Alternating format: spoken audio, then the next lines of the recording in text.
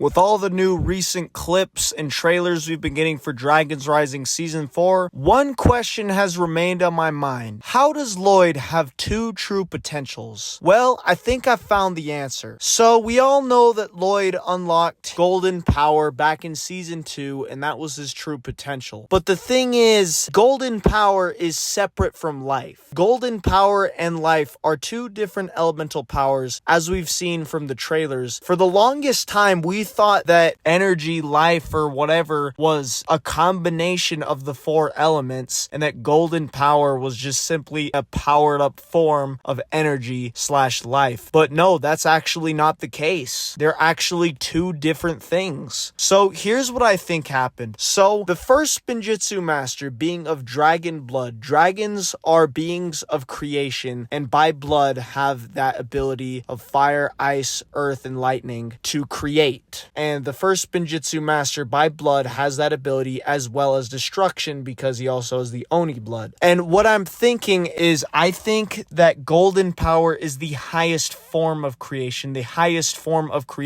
unlocking that source dragon power, because golden power comes from all 7 source dragons. So I'm thinking that the creation power that the first Spinjitzu master has, he then would unlock his true potential, which would be the golden power, which is actually the most powerful force in the ethereal cosmos. And then that's what Lloyd's power is. Lloyd by blood has the powers of fire, ice, earth, and lightning individually, as well as creation and destruction. And then Lloyd's true potential of creation is golden power, and that by blood is Lloyd's power. But then Lloyd also has an additional elemental power that did not come from his bloodline, which is the life power. Now, I don't know who the previous life elemental master is. It might have been Zarkar. Who knows? I think it'd be really cool if Zarkar was an elemental master of life. But I think at some point the previous elemental master either died or passed on the power to Lloyd, or whatever, the power sought out a new host. And honestly, I think it went for Lloyd just because of his goodness and his will to help others. That might have been why. Or maybe it just chose a random host. Who knows? But at some point, the life power came to Lloyd from whoever the previous host was when he was really young, and he also had that power. And that's also the reason is when he does golden power, why he powers up with the green energy first and then it turns gold. That's him combining his life power with golden power. That's not it turning into a more powerful form of life. That's him putting the life into the golden power to make it stronger. So with that green power, Lloyd actually hasn't done much with it. Lloyd's always had that power, but he's never really understood it. He's tapped into the 4 elements of creation and golden power, and in crystallized, although not to a great extent, destruction in his Oni form, but we've never really seen him unlock a full extent of his life power, his life elemental power. And the reason for that, as revealed by the new clip, is that Lloyd aged up with the Tomorrow's Tea, but because of that, he never found the Whispering Wood, because all life masters are able to find the Whispering Wood once they reach adulthood, but Lloyd never naturally did so he never actually found the Whispering Wood. And that's also why the Archdragon of Life is mad at Lloyd. But that's why Lloyd isn't as powerful with his life power as he could be, because his original true potential was golden power, but this life true potential, he never reached it because he never reached adulthood. And now, all these years later, after the merge and stuff, Lloyd is finally getting the chance to do so, but the Archdragon is also like, dude, where were you? And I also, again, it's just crazy to think that Tomorrow's Tea has just lasting consequences. I just think that's really cool. And I know this kind of seems weird, like, what? No, Lloyd's green power is a mix of the 4 elements. Well, here's the thing. How could creation be a combination of the 4 elements of Spinjitzu and energy and this green thing? How could both be the case? It doesn't really make sense when you think about it. I actually think this makes a lot more sense, and it clarifies a lot of things about elemental power, specifically Lloyd's power. I just think it's gonna make things just make more sense. And I'm excited too, because with all the stuff happening in the wood, the whispering wood, this really naturey season, just natural